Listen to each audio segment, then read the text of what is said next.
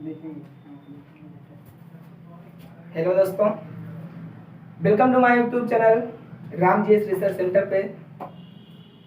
तो दोस्तों, आज एनसीईआरटी का सबसे महत्वपूर्ण टॉपिक लेकर आए हैं वन अधिनियम का, जो कि छोटी परीक्षाओं से लेकर बड़ी बड़ी परीक्षाओं अधिनियम से कई रिलेटेड क्वेश्चन पूछे जाते हैं। वन अधिनियम क्या है, कहाँ चला, क्या कारण था जो वन अधिनियम चला, इसके क्या क्या परिणाम हुए, इन सब बातों को ध्यान में रखते हो। सो गाइस, आपके लिए लेकर आ गया हूं मैं नया वीडियो वन अधिनियम। आखिर आपको बता दूं, ये एनसीईआरटी पैटर्न कक्षा 9 के सिलेबस से है वन अधिनियम, जो कि यूपीएससी के टॉपिक में अत्यधिक पूछा जा रहा है एनसीईआरटी से रिलेटेड। तो दोस्तों, सबसे पहले वन अधिनियम से पहले हम पढ़ेंगे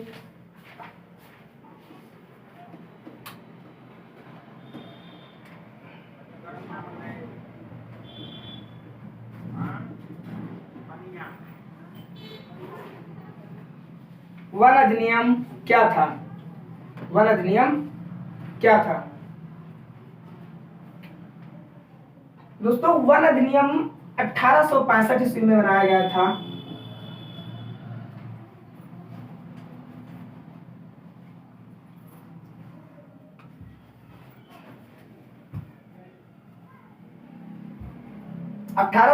ईस्वी में वन अधिनियम बनाया गया था।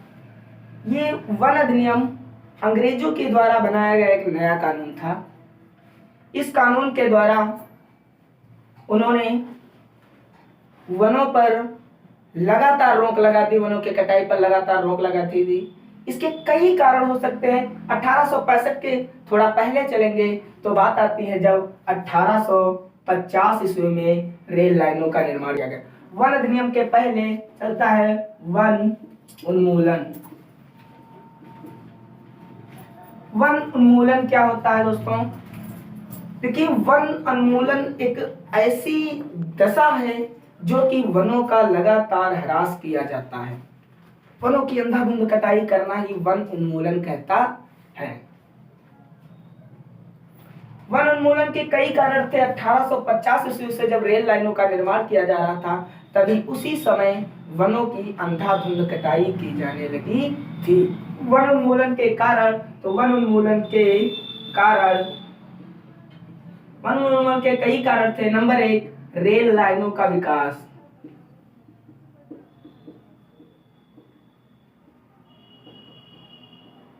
नंबर 2, कृषि के लिए भूमि।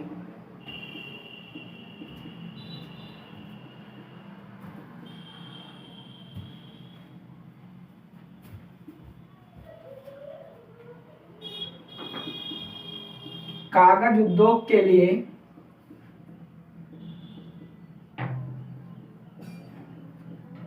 लुगदी का प्रयोग। ये थे वन उन्मूलन के कारण। वन उन्मूलन के कारण कई कारण थे, जैसे रेल लाइनों का विकास। आपको बता दें, 1850 ईस्वी से रेल लाइनों का विकास किया जाने लगा था। उस समय रेल लाइनों के विकास के लिए पेड़ों की अंधाधुंध कटाई की जाने लगी थी। लगातार एक बड़ी रेल लाइन बनाने में, आपको बता दें, 1 करोड़, एक बड़ी रेल लाइन बनाने के लिए 1 करोड़ 75 लाख स्लीपरों की आवश्यकता होती थी।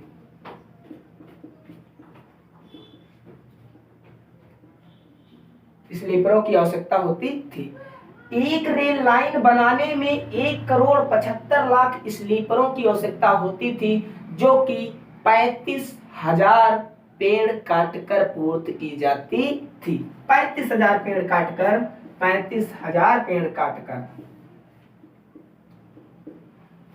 इसी तरह वनों का विनाश किया गया। दूसरा कारण था कृषि के लिए। तो प्रारंभिक समय में आपको पता है कि घुमंतू कृषि की जाती थी। घुमंतू कृषि या झूमिंग कृषि या झूमदार या स्थानांतरण कृषि, ये कृषियां की जाती थी। इन कृषियों के लिए लोग क्या करते थे, आपको हम बता दें, घुमंतू कृषि। घुमंतू कृषि क्या होती थी? घुमंतू कृषि में लोग एक स्थान से दूसरे जंगलों में जाया करते थे और उन जंगलों में आग लगा देते थे। आग लगाने पर जब बरसात का पानी आता था तो उसी राख में बीज बो देते थे और फसल तैयार होने तक के वहीं रुकते ही लगातार फसलें उसी जमीन पे करते थे और जब तक उस भूमि पर फसल उगाते थे जब तक उस भूमि में उर्वरक क्षमता बनी रहती थी।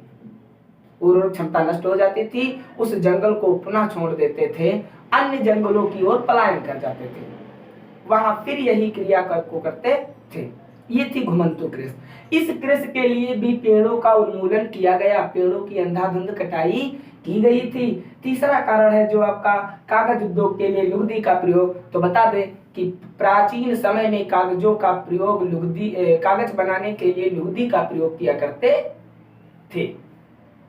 और लुगदी बनाने के लिए पेड़ों को काटना आवश्यक था, पेड़ काटे जाते थे जिसके कारण वनों का अंधाधुंध ह्रास होता गया।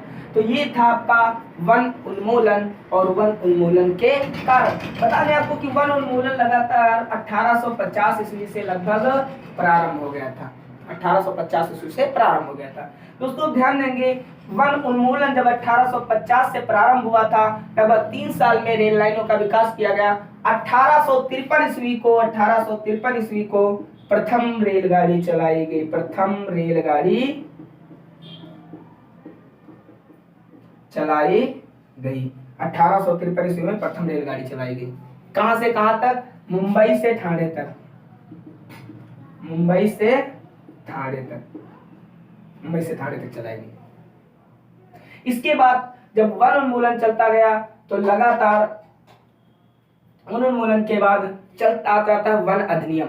जब अंग्रेजों ने सोचा कि वनों का अंधाधुंध विनाश हो रहा है तो आगे आने वाले समय में हम अपना विकास कैसे करेंगे, क्योंकि पेड़ों की संख्या तो दिन पे दिन घटती जा रही थी। अंग्रेजों ने विचार किया और वन अधिनियम बना दिया। कौन सा? वन अधिनियम। 1865 का वन अधिनियम, जो कि बहुत चर्चे में है, कई परीक्षाओं में पूछा जा चुका। वन अधिनियम 1865 का क्या था, इसमें कितने संशोधन हुए, विस्तार से समझाइए। तो वन अधिनियम 1865 ईस्वी में ब्रिटिश सरकार ने बनाया। इस वन अधिनियम 1865 ईस्वी के तहत वनों को 3 भागों में बांट दिया गया। वनों को 3 भागों में बांट दिया गया। अगर आप चाहते हो तो इस लिखे गए ब्यौरे का स्क्रीनशॉट ले सकते हो। हम साइड हो जाते हैं और उसके बाद आगे। तो दोस्तों वन अधिनियम 1865 ईस्वी में बनाया गया।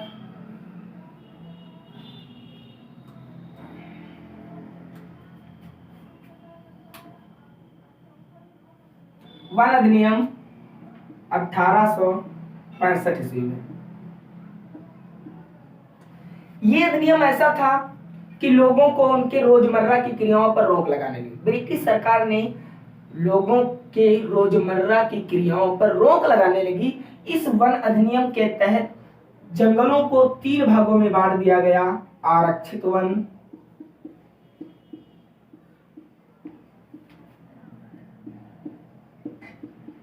सुरक्षित वन, ग्रामीण वन। आरक्षित वन, सुरक्षित वन, ग्रामीण वन, 3 भागों में दिया।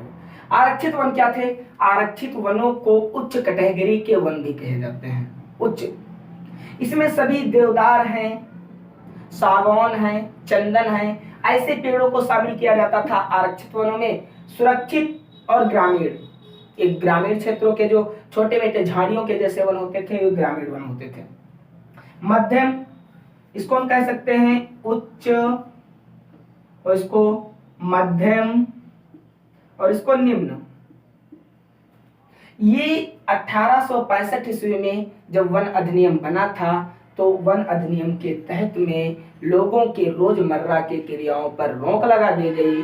उसके पश्चात वन अधिनियम में लगातार 2 संशोधन हुए। पहला संशोधन हुआ आपका 1878 ईस्वी को, दूसरा संशोधन हुआ 1927 ईस्वी को। 1878 1927 ईस्वी को वन अधिनियम हुआ। 1878 के अंतर्गत ये 3 प्रकार के वन पाए गए, तीनों प्रकार के। अब 1878 के वन अधिनियम में बता दिया गया कि कोई भी ग्रामीण व्यक्ति इन वनों से कोई कार्य नहीं कर सकता है। इन जंगलों में ना पशु चरा सकता है, ना खेती कर सकता है, और ना ही रोजमर्रा की क्रियाएं कर सकता है। ना औषधियों के लिए लकड़ी फल फूल ले सकता है और ना ही इन जंगलों के लिए लकड़ी का प्रयोग कर सकता है, कुछ भी नहीं कर सकता है। ब्रिटिश सरकार ने एकदम बंद कर दिया। ये था 1878 के वन अधिनियम का संशोधन।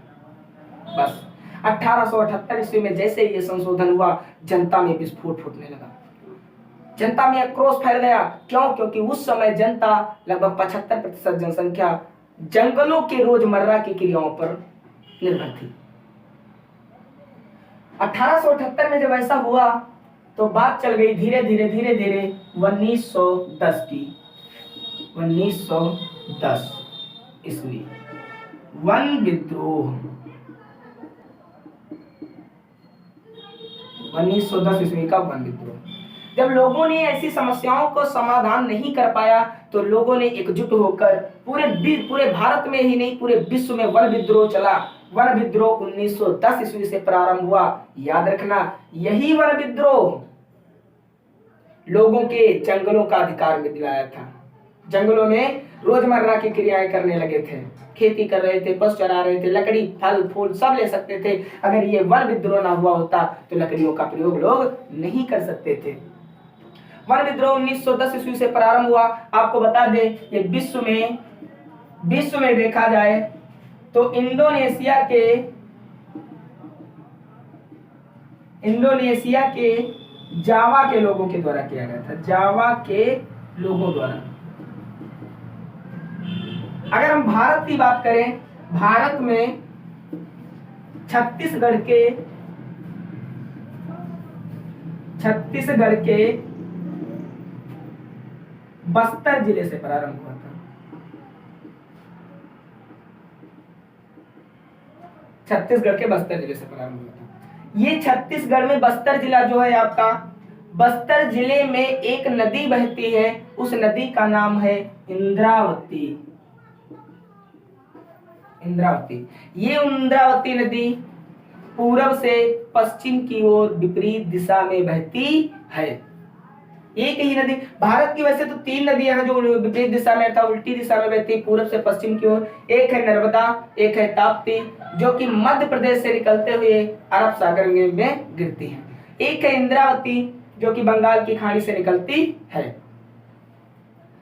ये छत्तीसगढ़ के बस्तर जिले से प्रारंभ हुआ था वन विद्रोह, और इंडोनेशिया के जावा लोगों के द्वारा वन विद्रोह प्रारंभ किया गया था विश्व स्तर पर। इसी विद्रोह के द्वारा जब ये विद्रोह लगातार लगभग 15 वर्षों तक चला, 1925 तक लगभग 15 वर्षों तक ये विद्रोह चला।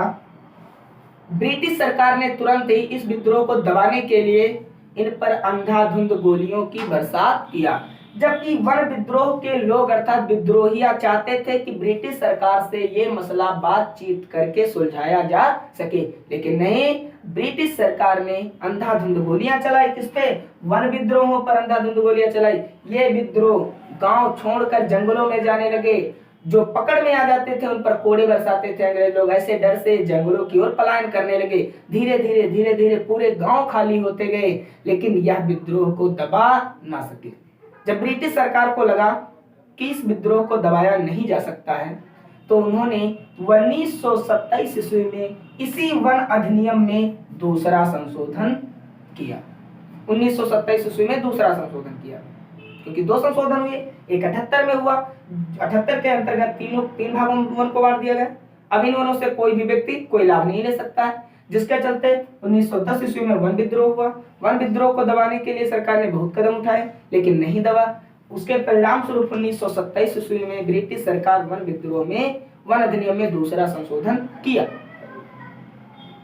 अब जब दूसरा संशोधन 1927 ईस्वी को किया तो ब्रिटिश सरकार ने आदेश कर दिया कि आरक्षित और सुरक्षित 2 वनों को छोड़कर ग्रामीण के लोग ग्रामीण वनों से अपनी आवश्यकताएं पूरी कर सकते हैं। अर्थात ग्रामीण क्षेत्रों से फल, लकड़ी, औषधि के लिए लकड़ियां और अनेक ऐसे कार्य हैं, जैसे रोजमर्रा की क्रियाएं आप कह सकते हो, पशु चराना, खेती करना, घुमंतु कृषि करना, ये सब क्रियाएं वो ग्रामीण वन में कर सकेंगे। इस प्रकार से वन अधिनियम में दूसरा संशोधन 1927 ईस्वी को लोगों को ग्रामीण वनों में रहने का व कार्य करने का अधिकार दिला दिया गया था। स्क्रीनशॉट लेना चाहते हो तो आप ले सकते हो।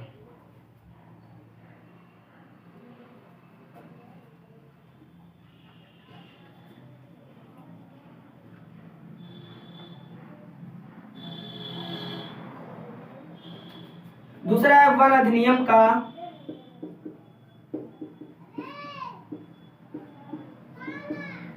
कृषि पर क्या प्रभाव पड़ा।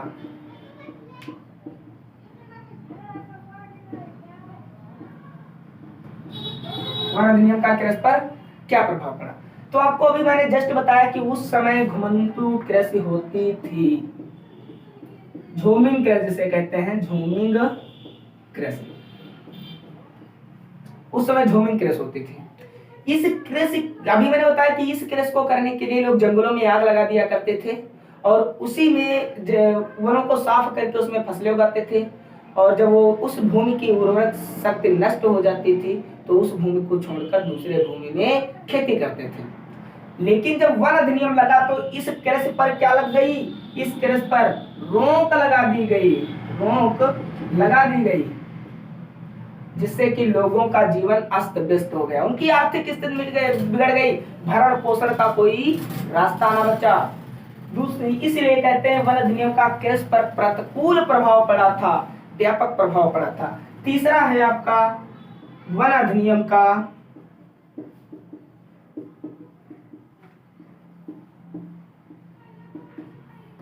लोगों पर क्या प्रभाव पड़ा।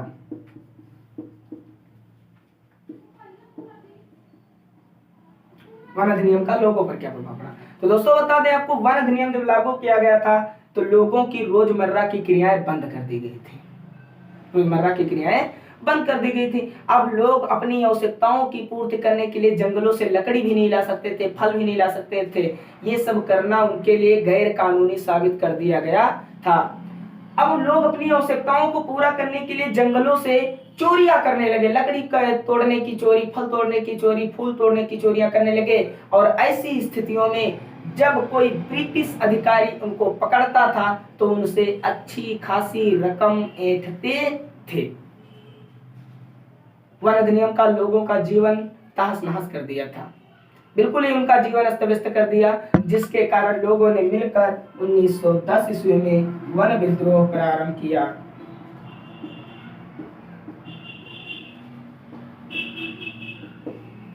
वन विद्रोह प्रारंभ किया।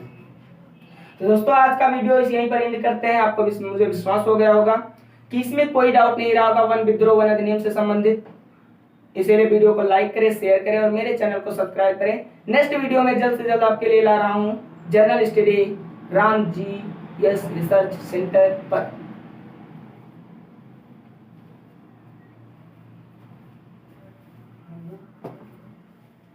अरे यार क्या तो भैया